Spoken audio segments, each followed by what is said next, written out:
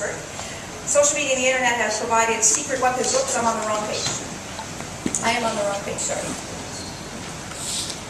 She is known as the Bully Buster. Edie Rather is a keynote speaker, author, and behavioral psychology expert who has presented programs to 3,500 professional organizations and Fortune 500 companies on 5 continents, including correctional services. Her book, Stop Bullying Now, and her Be a Buddy, Not a Bully program have given her international recognition as an authority on cyberbullying and student and workplace harassment. Edie's other inspirational and breakthrough thinking books have been published in numerous languages and countries, an expert resource for such publication in news media such as NBC, The Wall Street Journal, USA Today, and Reuters. Edie has also been a college professor and talk show host with ABC. Welcome, Edie. Thank you. I felt like I was already introduced when I introduced myself, so this is great. I may make some reference to Wisconsin. I know a couple of the people are here from Green Bay, and I know the Bulls won last night. I don't know which side you were on, but I did finally find that out this morning.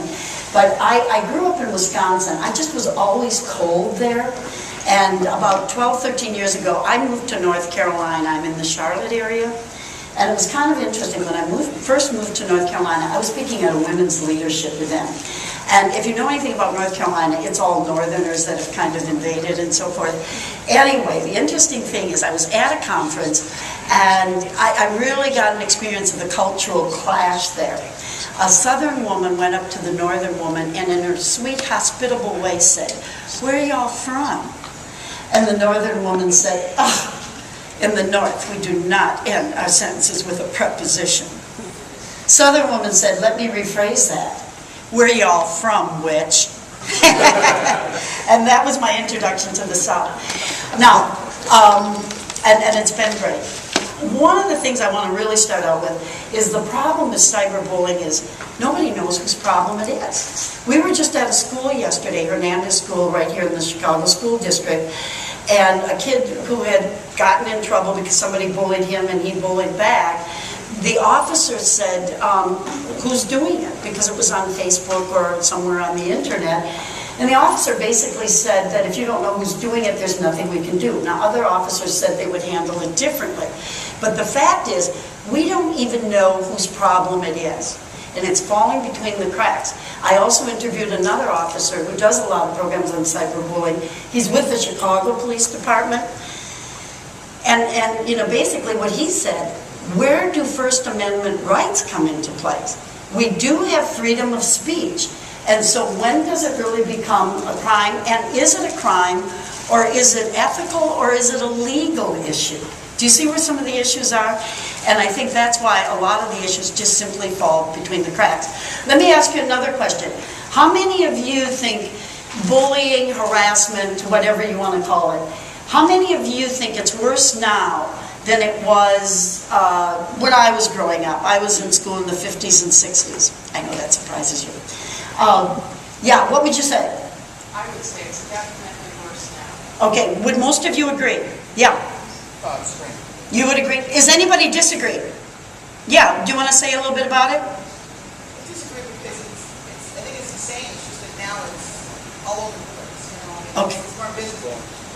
Okay, it's more viral, it's magnified, yes? Yeah, the term worse would probably have to be defined. What do you consider worse? It's the same old thing, it's just communication is different. Okay, one more. I'll say why it's worse is that it used to be you'd get bullied in school or in the neighborhood. Now you get bullied in your own house. Okay, he's It's no bringing... safe place. Exactly. That is one of the issues. Yes? I would also say that because it can be done on the internet, it can be done worldwide by people you don't even know. Exactly. It's just gone, it's escalated to another level. Have there always been good guys, bad guys? I'm doing a lot for that. I developed a character building program, Wings for Wishes, which is my way of preventing violence and aggression in the first place. And I'm going to tell you, if we keep setting bigger traps, all we're going to do is create smarter mice.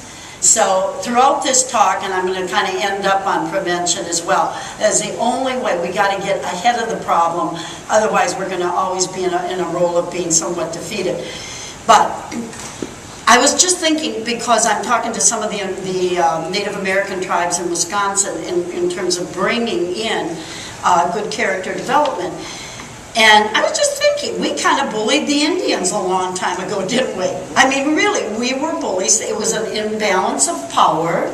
We had guns, they had bow and arrows, but you know, whatever. We were, in a sense, the bullies.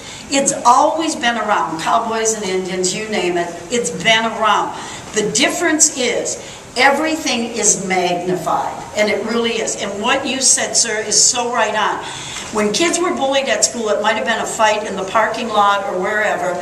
At 3 o'clock they leave, and if they have a supportive home environment, which isn't always the case, they have some reprieve, they can recharge. Now you can't escape it, which is why there's a higher rate of suicides and somebody jumping off the George Washington Bridge. The other thing is, just as you have been learning for the last couple days how to use these tools to combat and to